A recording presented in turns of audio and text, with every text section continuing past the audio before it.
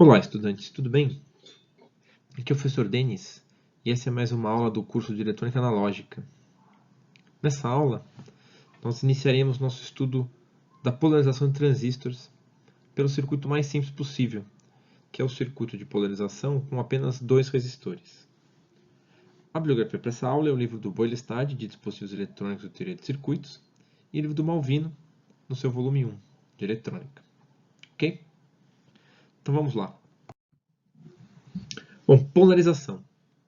Polarização é a implementação de um circuito em corrente contínua que posiciona o ponto de trabalho ou o ponto Q ou o ponto quiescente do transistor, né, de acordo com as necessidades da aplicação desejada.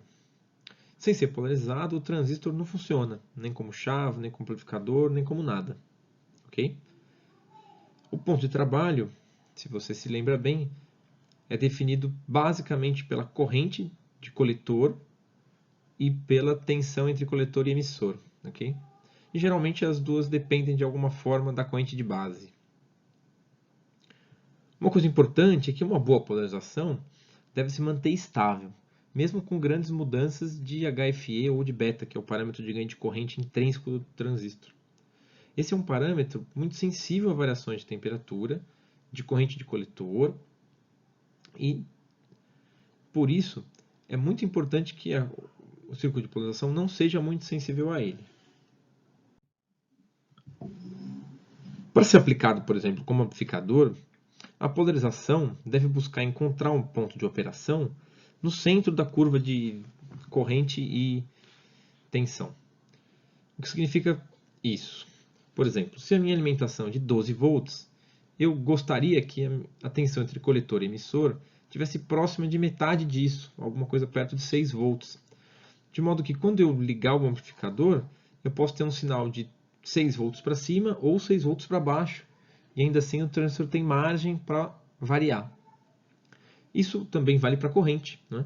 Então, eu também vou tentar posicionar a corrente de modo que ela possa se reduzir sem ficar zero e possa crescer sem extrapolar o limite de fornecimento de corrente da fonte, limitado pelo resistor, é claro.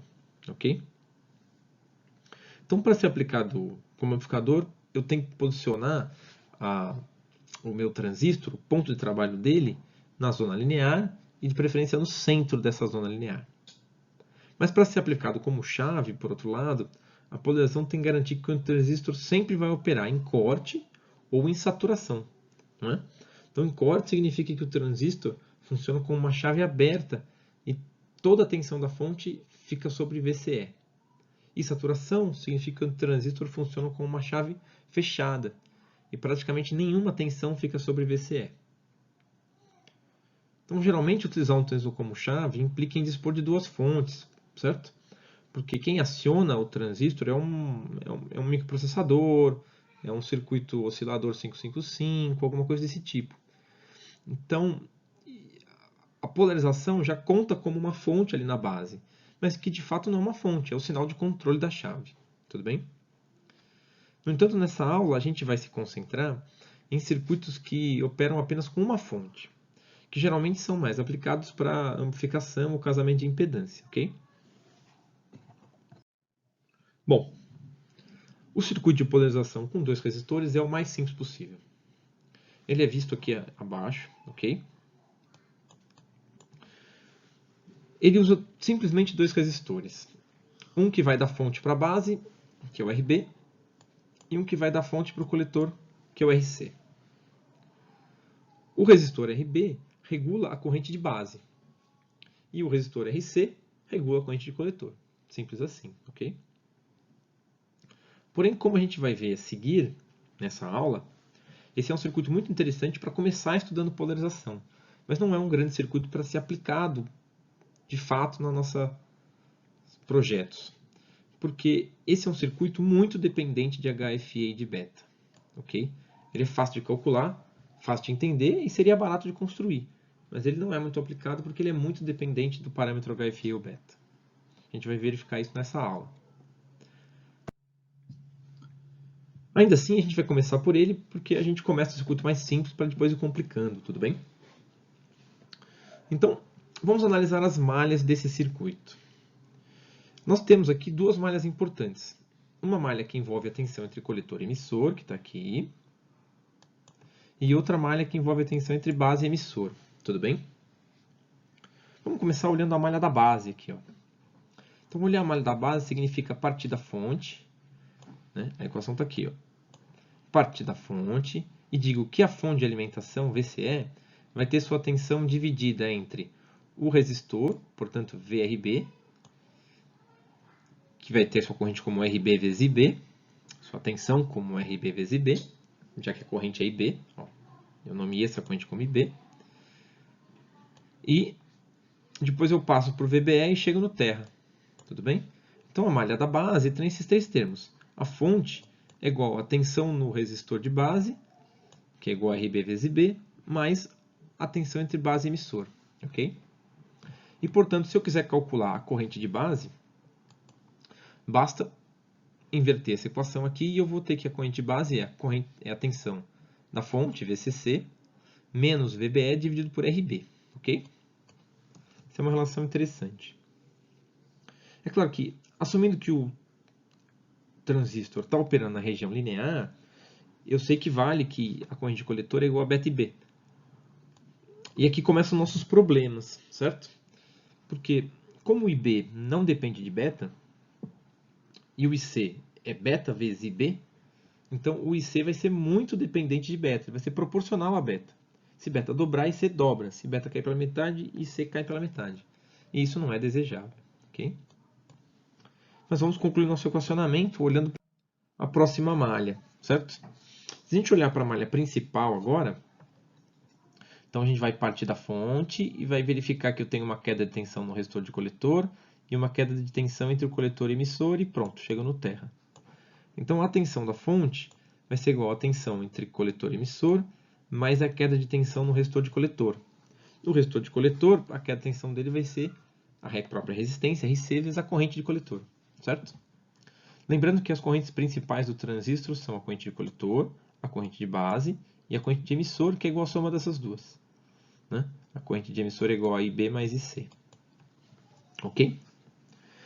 Note que com essas três equações, com a equação de IB, que a gente viu aqui, com a equação de IC e com a equação de VCE, a gente já é capaz de calcular VCE e IC no ponto quiescente. Bom, se a gente é capaz, então vamos fazer um exemplo, certo? Ó, nosso exemplo vai ser o seguinte. Dado o circuito de polarização com dois resistores a seguir, e adotando que HFE, ou beta, né, é igual a 160, vamos calcular a tensão entre coletor e emissor, a corrente de coletor, a corrente de base e a potência dissipada no transistor. E depois a gente vai verificar se esse circuito é compatível com as características básicas de máximos do transistor. Okay? Bom, o nosso circuito basicamente é uma fonte de 12 volts, alimentando um BC548A, ok? É um transistor bem pequenininho. Da fonte para a base tem um resistor de 2K2 e da fonte para o coletor tem um resistor de 8 ohms. Tudo bem? Perfeito. Aqui estão as características do datasheet do transistor, mas nós voltaremos a ela só depois de ter calculado as correntes e tensões dessa polarização aqui. Então vamos iniciar analisando a malha da base, certo? Então, como a gente já viu, analisar a malha da base chega nessa equação, ou agora em números, né? Ó, vamos dar uma olhada nessa daqui. Ó. Então eu tenho que 12 volts, que é a fonte, vai ser igual a 0,7 volts, que é a queda de tensão entre base e emissor. Aqui sempre eu vou ter 0,7 nesse transistor. Mas não é todo transistor que tem 0,7 volts aqui, ok? Mas num BC548 é 0,7. E se nada for falado é sempre 0,7. Mais 2.200, que é o valor da resistência, vezes a corrente B, que é a corrente que circula e entra pela base do transistor, tudo bem? Maravilha.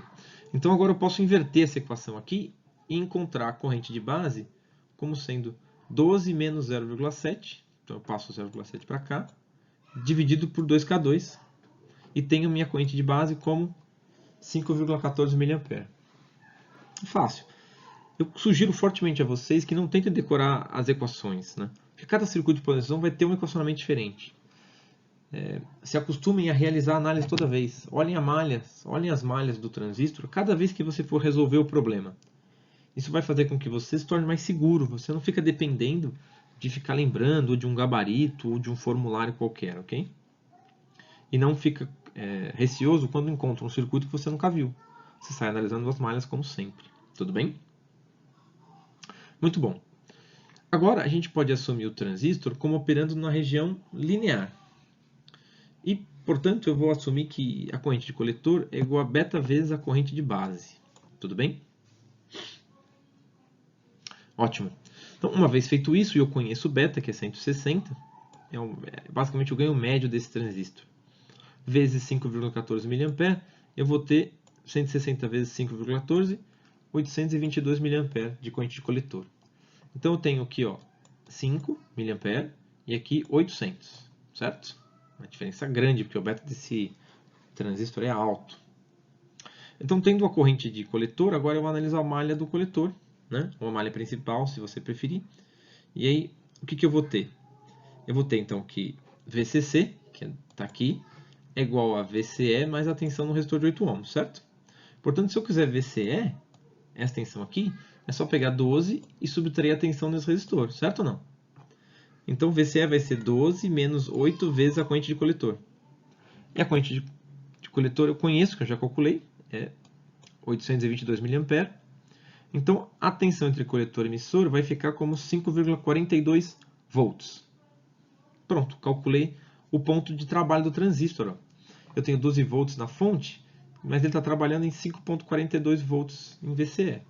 E a corrente de coletor está em 822 mA. Tudo bem? Então, nota que, do ponto de vista da tensão, mesmo da corrente, essa é uma boa polarização, certo? Porque os 12 volts da fonte ficam 5,42 volts em VCE. O ideal seria 6 volts, então tá bom. Então o coletor entre o coletor e o emissor tem mais ou menos metade ali da tensão. Significa que eu sei que o meu ponto de trabalho vai estar perto da metade da reta de carga. Mas vamos ver do ponto de vista da potência e da corrente, né? Então vamos calcular a potência. A potência num transistor ela é calculada desprezando a corrente de base, porque a corrente de base de um modo geral é pequena, ok? Então eu calculo a potência dissipada no transistor como sendo a tensão coletor-emissor vezes a corrente de coletor. Tudo bem? Eu conheço os dois, então é 5,42 volts vezes 822 mA. Isso vai dar 4,46 watts num pobre BC548A, certo? Será que isso vai danificar o meu transistor? Vamos verificar olhando para o datasheet. No datasheet ele diz que a gente tem que procurar, quando estiver olhando um datasheet novo, o maximum ratings, ou absolute maximum ratings, ou coisa do tipo, certo? Então, os valores máximos. Então, o valor máximo da tensão entre coletor e emissor, quando em operação, que é o O, certo ou não? É de 30 volts. Tudo bem?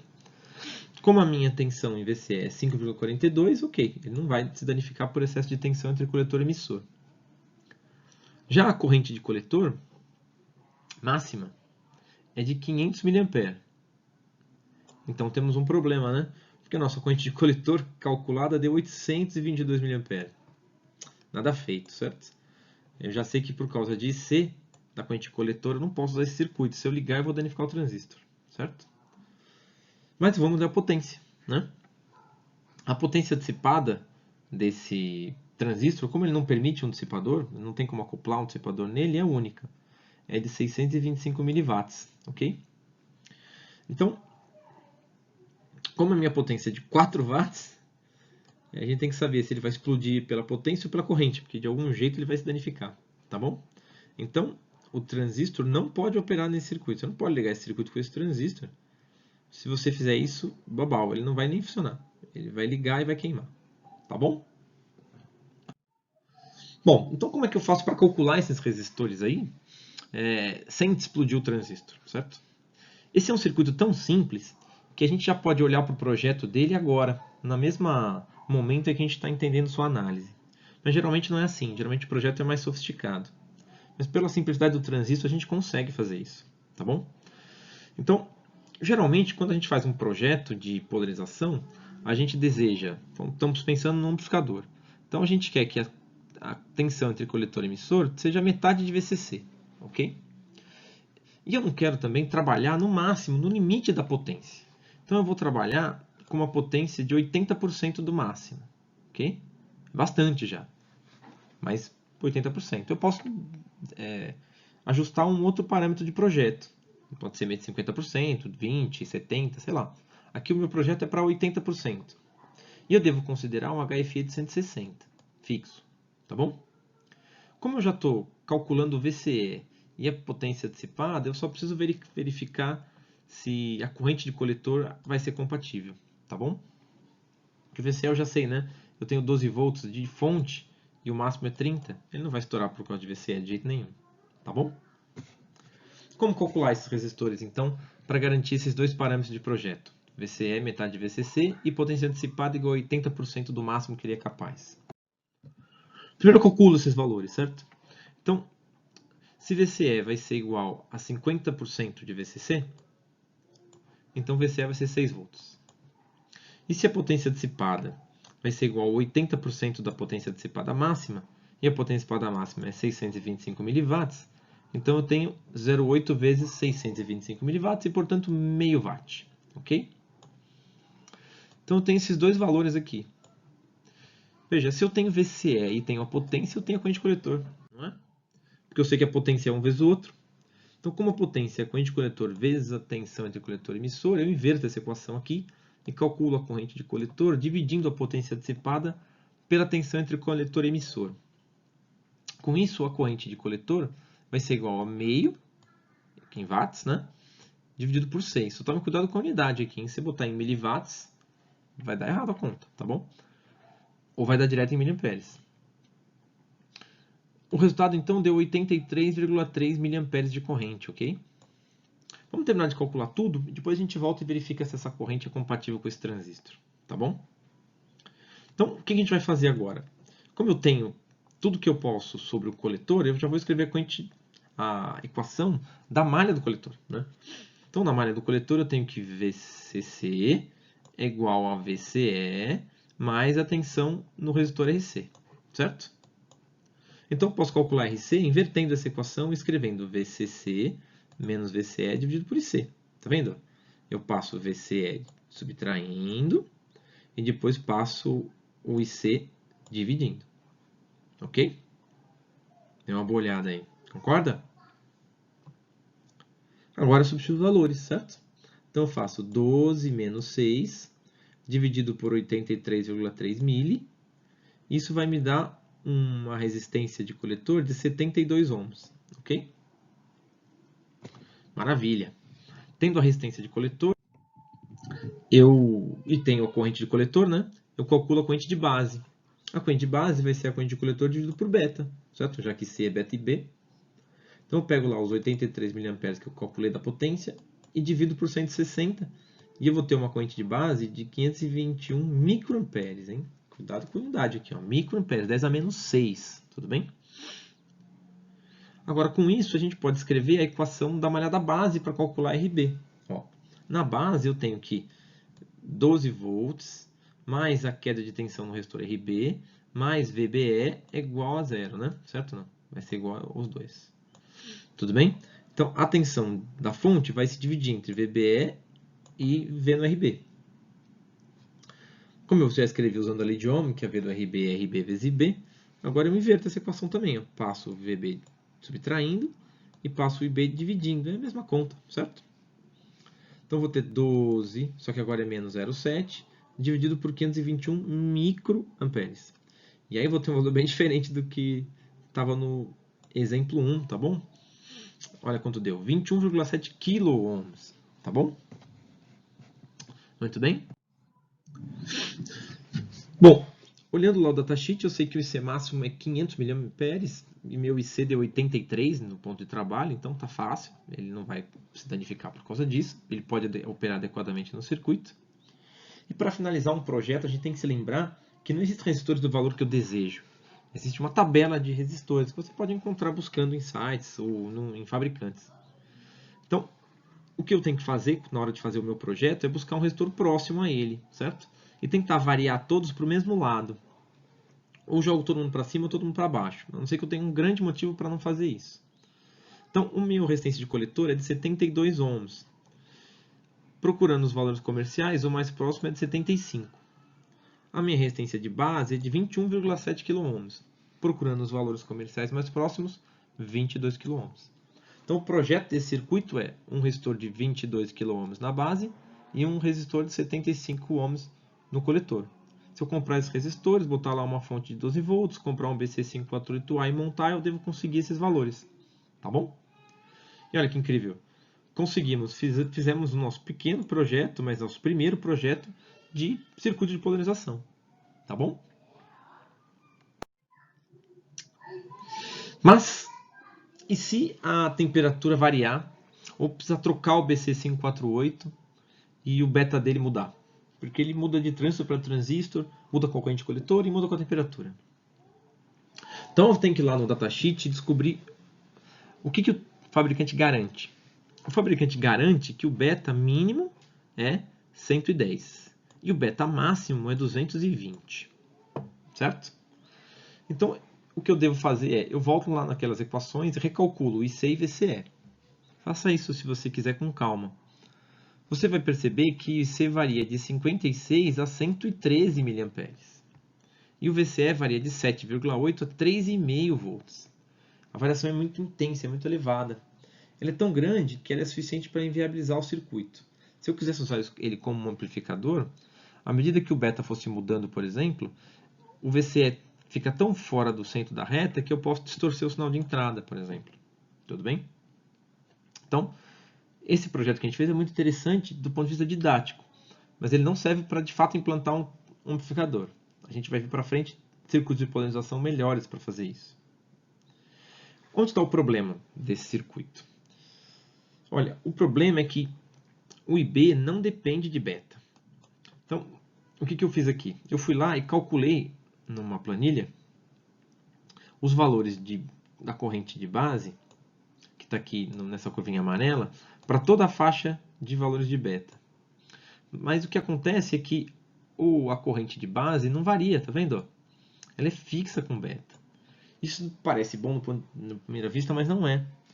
Porque como IC é igual a beta e B, isso significa que se IB é fixo, IC é proporcional a beta. E aí é o que acontece com o IC. Ó. Então o IC é a curva azul.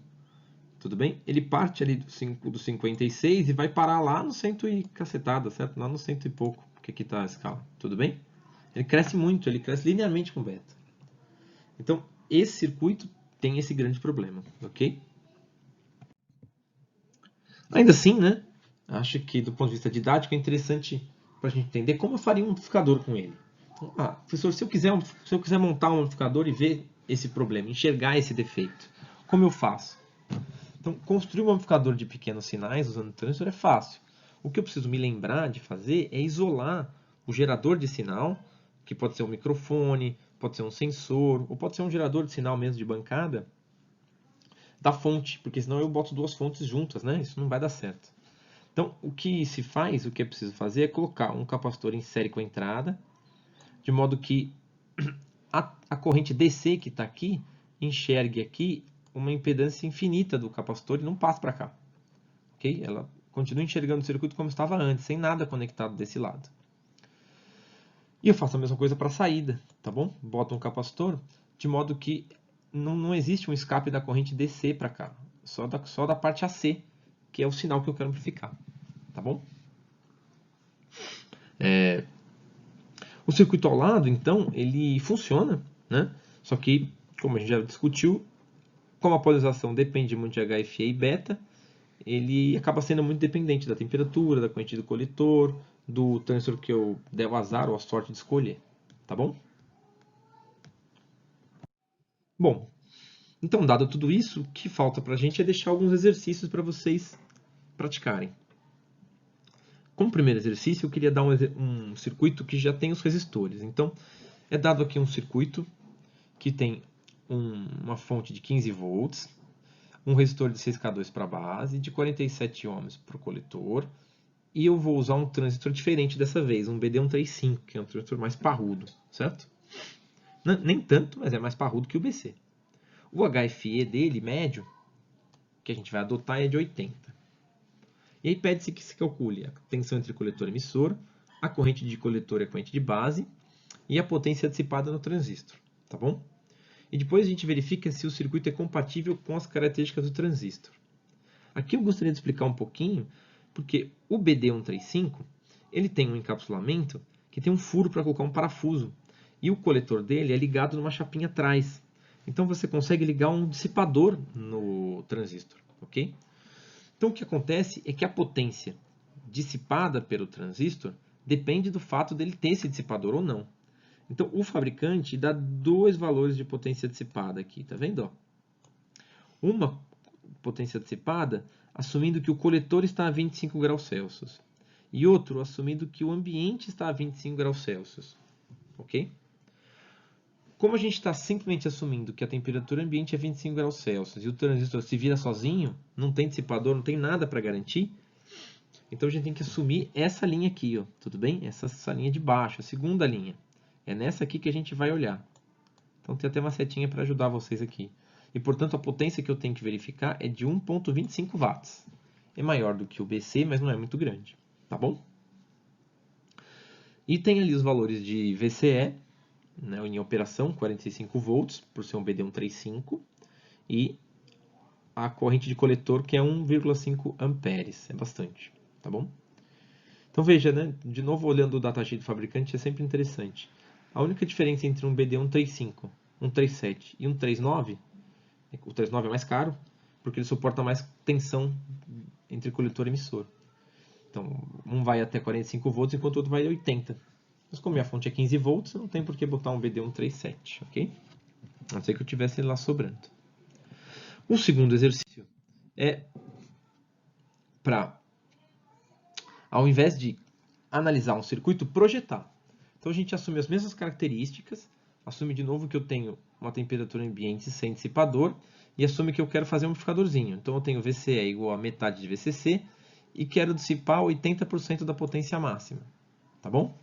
Eu vou assumir um HFE um pouquinho mais baixo dessa vez, 60, tudo bem?